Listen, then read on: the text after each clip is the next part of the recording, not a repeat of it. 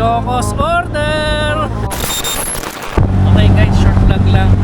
So agenda natin for today, pupunta tayo ng Tagaytay. Bali, papagawa natin yung kukuha ni Maxine, may pwedeng isandal. So dadalhin natin ito kanilang Macreos. At syempre, medyo malayo-layo papunta nila, so susulitin natin.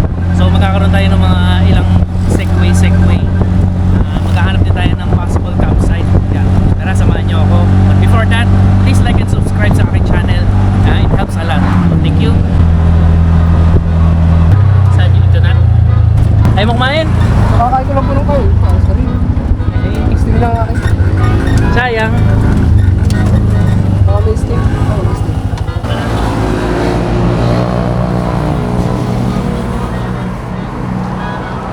Alright guys, may nadaanan tayong kainan. Ali yung Paris. Soft opening pala nila. So tara, sinsayin natin, tikman natin. Let's go. Nadaanan natin yung Parisan. Bali, gulat ako, meron pala sa bypass. Bago lang ata ako. Tara, samahan niyo ako kumain.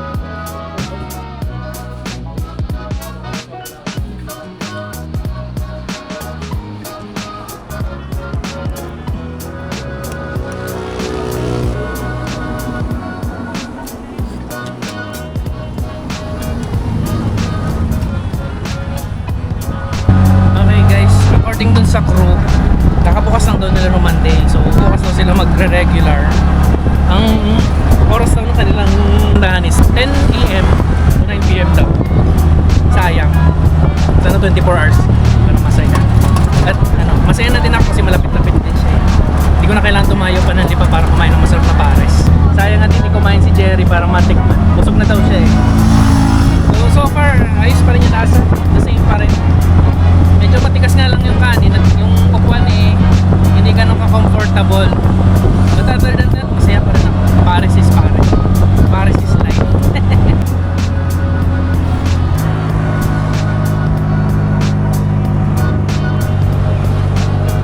Puti rocks pala dito. Masarap yan. Mas mahal nga lang. Oh, liempo. May puti rocks dito. Tay-tay lang ako nakakain na. At sa Tondo. Meron na din dito sa Batang Bayan na to. Santa Teresita ito, no? Tara, balikan natin. Dala tayo ng makakain ka nila Mac para hindi nakakaya.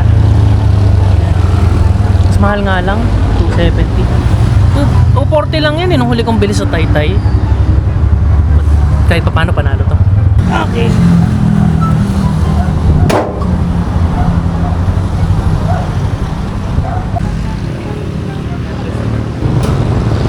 Buti may brunch na dito. Saya. Order po. Dalawa pong comboan. Ayan, nakabili tayo dalawa. Sana may gin nila Macreos. Mukhang jackpot ako ngayon ah. Biruin mo, kanina nagsimula ako may Paris Retiro, ngayon may Bote Rocks na. Palapit ng mga masasarap na kainan. Paano tayo papayat dito guys? Okay guys, magmini tayo ng avocado. Pasalubong kay Mrs. Kasi parang di.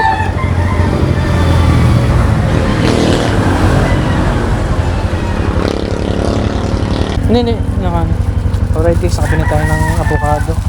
May pasalubong na tayo kay Mrs. Salamat pa. Avocado naman. Mamamaraka tayo ng avocado dahil mura-mura dito eh. Dito lang tayo sa may bandang Pipusa. Jokno Highway. Punta tayo sa Barangay Bisaya. Dioy. So yan. Bisaya. Kristingyawa. So gagayahin natin sa Soviet. Pupuntahan natin yung kanyang tinambayan. Yun yung kubo doon. Silipin natin kung pwede maging campsite. Salamat Soviet. Alright guys. Nating silipin ang spot ni Soviet. Medyo corny nga lang.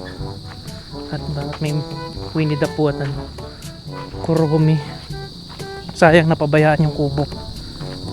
But ang ganda sana ng view. I love Ayasib.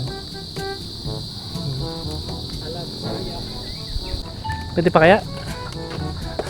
Pwede pa kayo maghamok. Halugan niya. Inaanay na din. Medyo sketchy. Kasi tara, lipin natin. Ay, kabigatan pa naman ako. Oo. Medyo ano yun. Kasi in fairness, oh, ang ganda ng view. Sakto may solar light na. Feeling ko maliwanag dito pag gabi. Pwedeng pag-campingan but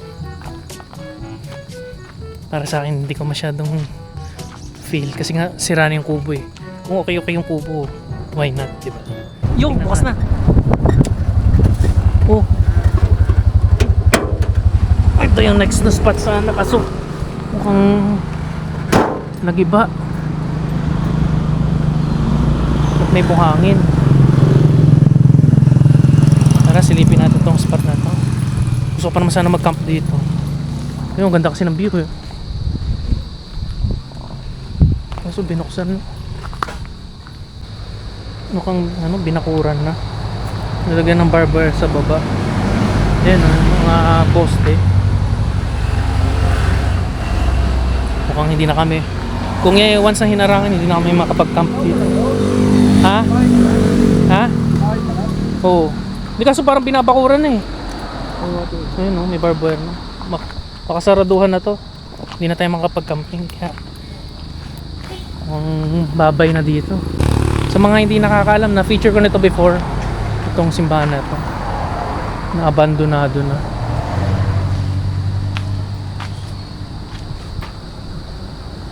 Ganda sana ng halaman. Wala lang akong dalang pang pungkal ng halaman. Nalimutan ko. So gusto ko sana magtanim yung Birds of Paradise. Plano ko sana dyan mag-parking si Max. Tapos dyan ng tingnan natin. In fairness, buhay na ulit yung cafe na yun. Tagal nung sarado. Wala lang. El Caballo. Uy, daming halaman. Sayang wala akong dalang bareta. Eh, parang gusto ko itanim yung lady finger. May ganyan ako kaso hindi lumalaki eh. Silipin natin to. Ewan kung alam ni Sobi ito. Alright guys, we're going to La Salle. OMG, there might be some SB up there. So very Canyotex. OMG. Wow, gandang view. Oh.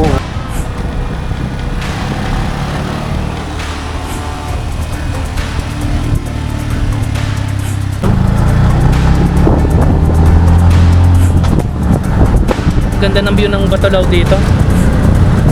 Yun nga lang, medyo hindi gano'ng kagandahan ng neighborhood. Hanapin natin yung maliit na pasukan dun sa kanan. Ewan ko alam ni Sobiit ito. Ewan ko kung alam ni Sobiit ito. Kaliwa, kaliwa, kaliwa. Dahon, dahon. Okay. Kaya mo Maxine. Sana may mapala tayo sa taas ito. Sana. Ito na nga ba? Ito na nga ba ang spot na hinahanap ko? Diretso ba? Kunti ba? Alam kaya ni Sobiet ito? Parang bahay ni Kagawad ah.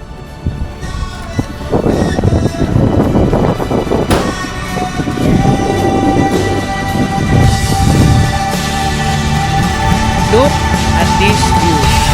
Woohoo!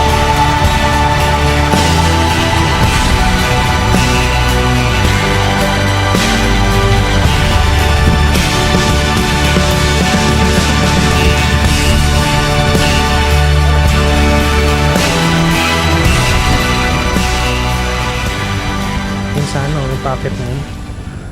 Ayun ang pinaka-ultimate camp spot. Ang ganda ng location ng bahay na to. Swerte. Kung mabigyan lang ako ng maleta, dito ko bibili. Dito na ako magtatagot, magtatanim ng halaman. No, Jerry? Mabigyan lang tayo ng maleta. Babalikan kita, promise. Ganda ng spot mo.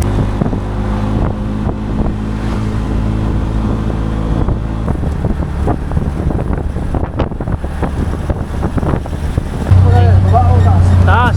Taas. Teka. Sige. Yeah, makakada na tayo sa overpass. Overpass ng Tagaytay. Bano yarn!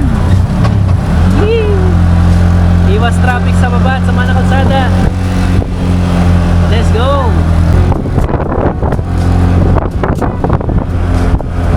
Ayos. Ayos ang view.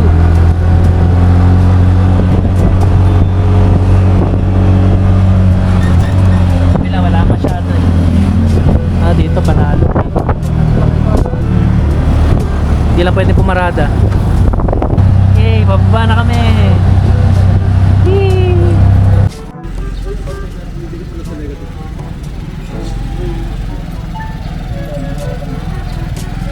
Alright guys, we've arrived dito na Macreos. Hey! So, pangit lang ng view, ang daming labahin. So yan. Shout out, well tok. Okay guys, iba ang ating driver for today. Yes. Welcome back. May maglalaro daw kasi yung basketball. So ano na tayo ng basketball? Panoorin niyo kung paano magkalat. Okay guys, nanood tayo ng laro ng basketball ni Mac. Paano magkalat? Bale, ang gagawin natin tayo din mag-cheer ka. So, sumasabto yun. Kita mo, yan na, kuhang-kuha. Kuhang-kuha. Baka makresh yan. Reflex na mo.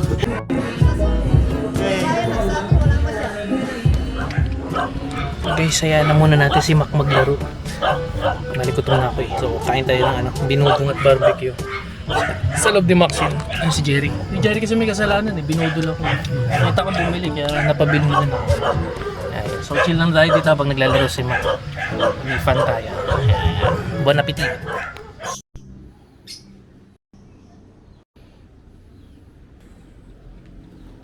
Morning guys. Bali dito kami natulog kanina Mac. Hammock gaming. Malamok. Kasi lumamig na madaling araw. Medyo nantok pa rin ako. But may kailangan tayong gawin. Yeah. Tara, ready na tayo.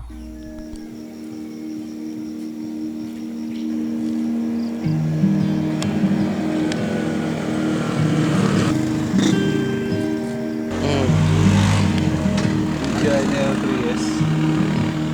Tanaw dito yung geothermal. Oo, ayun. Yung may mga parang poste ng Meralco sa iba po. Okay guys, so nandito tayo kanila Macreos. Dito tayo kay Kuya Ome. So siya yung mismong nagko-customize kay Maxine pag nandito sa Tagaytay. So pinagawa natin is yan. Pinalitan natin ito para pwedeng maging sandalan. Nahihiga yan para maging kama namin. Kasi bagyuhan na eh, nakakatamad na mag-setup sa labas. So pag nag-ulanan, baba ko lang to. Di yun ang higaan namin ni Jerry. Yun yung pinaka medyo ibuk, medyo kasi ito magkadikit eh. Medyo yan. But ang pagkaka-design nito is kunyari gusto ko ibalik sa original configuration nito. So tatanggalin lang tong bolt. Kalas lang to. Tapos ito tornilyo lang dito. Back to original. Tapos yung inaano ni Kuya Ome pang lamesa dito. Para may lamesa sa likod. Ito yung lock mechanism para hindi siya babagsak. So isip ko baka carry beamer na lang ilagay namin. So ito pinapalitan ko. Nagyan ko ng chungo dito. At ito. So matibay ito. Ito basta-bastang natatanggal daw sabi nila. Bale dahil bago pa medyo mahirap tanggalin. But dito ko pinalagay kasi medyo mas makapal dito. Merong belt. So I'm hoping na tumagal huwag matulad dito. Galit na to eh. Kasi yan, hindi ganun katiba yung mga trapal ni Maxine eh. Mabubutas na.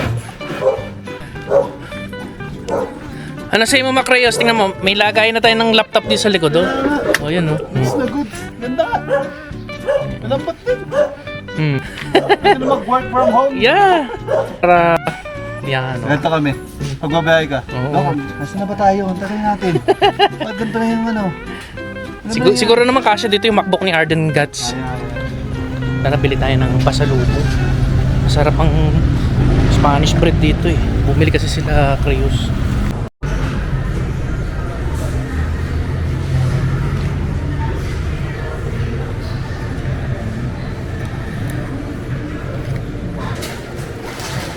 Thank you.